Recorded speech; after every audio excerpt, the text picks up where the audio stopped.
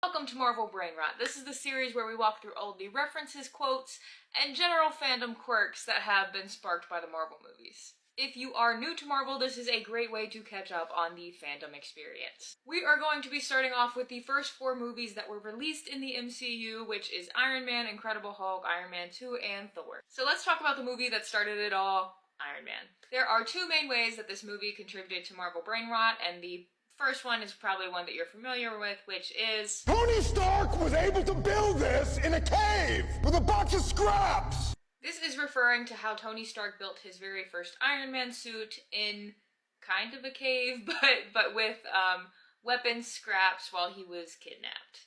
Obadiah Stane, who's the villain of the movie, is just kind of salty that he can't do it. This quote is usually used out of context when someone is frustrated that something is not being accomplished. And also in this movie we have the iconic ending line, I am Iron Man. The other thing that this kind of establishes for this character, which later comes up in other Marvel movies, is that Tony does like hamburgers.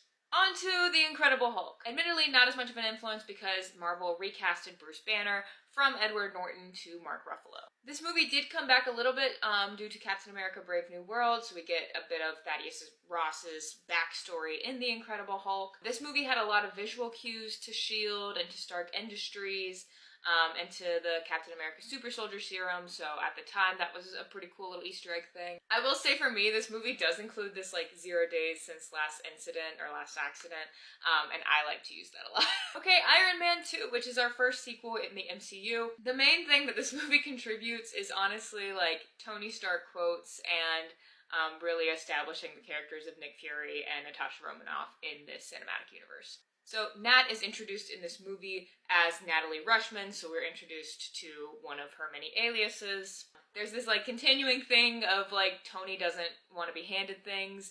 I feel like they kind of hit it a little too hard in this movie, but it is a consistent theme. Honestly, the biggest fandom contribution of this movie is the donut shop scene. So starting with a personal favorite line. Sir, I'm going to have to ask you to exit the donut. And then quickly turning into a conversation with Nick and Tony, where Tony says, I told you I don't want to join your super secret boy band. hinting at the fact that the Avengers is being built, but we don't know who all of the characters are, and there seems to be some kind of vetting process that Tony's not doing well in. I'll also give a personal shout out to this line. Drop your socks and grab your Crocs. We're about to get wet on this ride. I don't know, I feel like that comes up a lot, but I don't really know what context it's used in, unless you're going to a water park. I don't know. This movie also kind of confirms for the fanfic writers that Tony Stark likes to throw wild parties at his place, which will come back later. Now on to the first Thor movie, where we're introduced to the character of Thor and, of course, Mjolnir? What's Mjolnir? which is his hammer. So let's just start with impact on fanfiction, because this is where I really think the fandom was starting to pick it up. There is one throwaway line in this movie that had such a drastic impact on fanfic writers in the Marvel fandom, and it is... Also, how could you eat an entire box of Pop-Tarts and still be this hungry?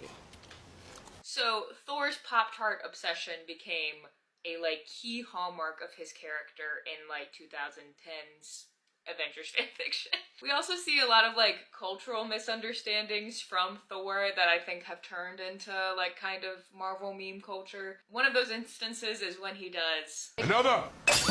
So I think it's really just given people an excuse to throw things on the ground and pretend it's a reference. There is also when Thor goes to the pet store while he is on Earth, and he has the following interaction. I need a horse!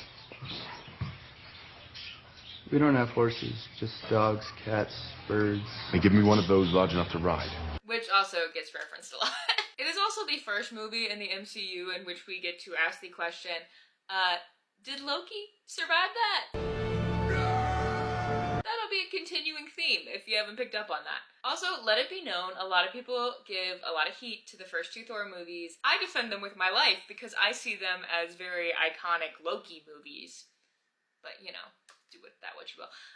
Also, as a fandom, I feel like we have decided that it's okay at this point to make fun of Chris Hemsworth's really blonde eyebrows in this movie. No one really knows why they did that.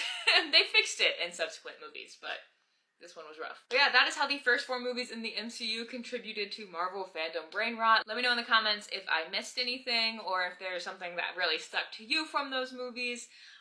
In the next part, we will be exploring Captain America, the Avengers, Iron Man 3, Thor the Dark World. It'll be an interesting time.